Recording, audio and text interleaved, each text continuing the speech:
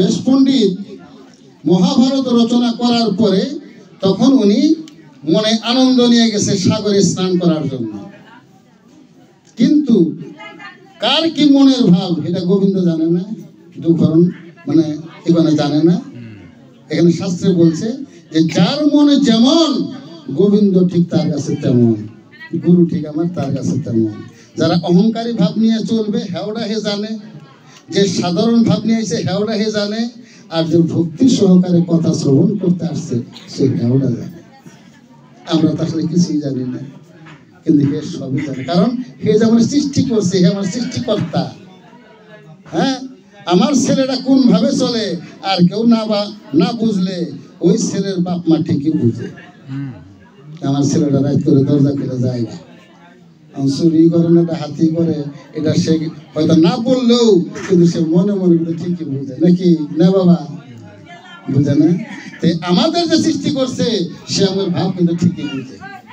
এখন আমার কথা হলো যে এই যে যখন বেশ পণ্ডিত চান করতে আসছে তখন ওই ছোট্ট চড়ুইটা ওইখানে যে জল খাইতেছে। ওই যে মনে অহংকারিত আসছে, সামান্য একটা গ্রন্থ লিখে তখন চড়ুইটা জল খাইতেছে, খাইয়ে একটা চুমুক দেয়, কয় সাধু সাধু, চাইলে যেখানে কোনো মানুষ নাই সাধু সাধু মানে কেরা কয়, আবার কয় সাধু সাধু, পাখির মুখে মানে চাইতে যে মুখটা নড়ে, তখন গাই পাখি তুই কি আমার সাধু সাধু কর? তখন শুকা পাখি হ যে কেন, যে তুই তাড়াতাড়ি চান করে নে, যে কেন দিতে হস না, আমি এই যে সাগরের মানে জল খাইতেছি, তো জল খাইতে তুই খা।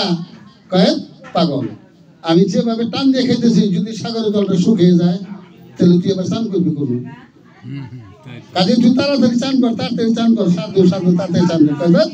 পাগল কোনো কাজ, সাগর কত বড় আর তুই ছোট্ট একটা পাখি, কি করে তুই এই সাগরের জলটা শুকাইতে পারবি? যে কেন শুকাবো না?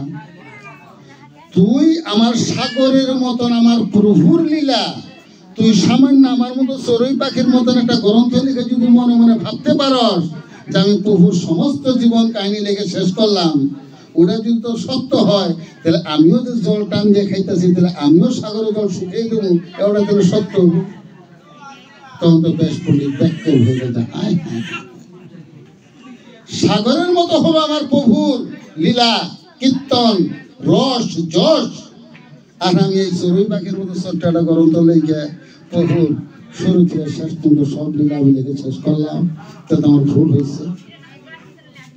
ঝিম খাই যখন মানে বসে পড়লো হ্যাঁ, তখন চড়ুই পাখি সাথে সাথে প্রভুর রূপ ধারণ করলো, বললো যে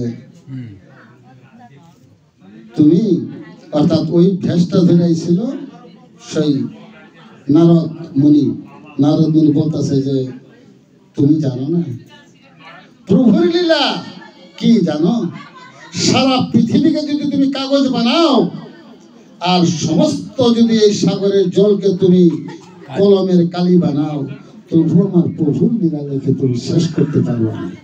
তুমি সামান্য একটা গ্রন্থ রচনা করে ভাবলা যে আমি প্রভুর ভূত ভবিষ্যৎ বর্তমান সবই লেগে শেষ করে দিলাম। এই সে মন মর্জি হইয়া মানে বসে পড়লো যে হে নারদ, তুমি তো 3 লোক বিচলিত করো, তাহলে কি করলে পরে আমি প্রভুর লীলা লেখে শেষ করতে পারবো? না, শেষ করতে পারবো না।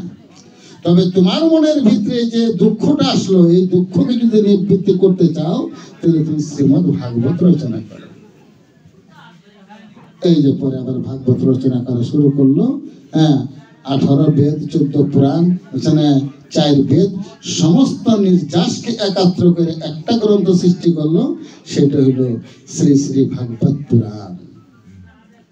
এই শ্রী শ্রী ভাগবত পুরাণ যখন সৃষ্টি করলো তখন এটা হলো 1120 পৃষ্ঠা। তুমি অন্যাসের যত গ্রন্থই পড়ো, শিবনাশন যত গ্রন্থই পড়ো, কিন্তু শ্রীমদ ভাগবত তুমি পড়বা। ভাগবত পড়লে পরে ওখান মধ্যে আমার দুঃখরণের সমস্ত লীলা রস আস্বাদন সেখানে পাবা। কেন জানার দরকার, বুঝার দরকার। তাহলে এইভাবেতেই গর্ব অহংকার তার শেষ হয়ে গেল। তাহলে এখানে গুরুজি কি বলছেন? হ্যাঁ, যে জানত জ্ঞান সেই গুরু জ্ঞানী আর হই অচেতন কৌন বিধি জ্ঞানী। যে প্রভুকে জানিতে বুঝিতে চেষ্টা করে সে অবশ্যই আত্মতত্ত্ব ভক্তি মুক্তি কিছু পায়। আর যে জানিতে বুঝিতে চেষ্টা করে না, খালি তর্ক নিয়ে ঘুরে আর নিজের বহসই নিয়ে চলে, সে ওইখানে শেষ হয়ে যায়, সে আর সামনে বাড়তে পারে না। কাজে যার মন যেমন, গুরু ঠিক তার মনোবাসনা পূর্ণ করে দেয় ঠিক তেমন। তাহলে এইভাবেতে একমাত্র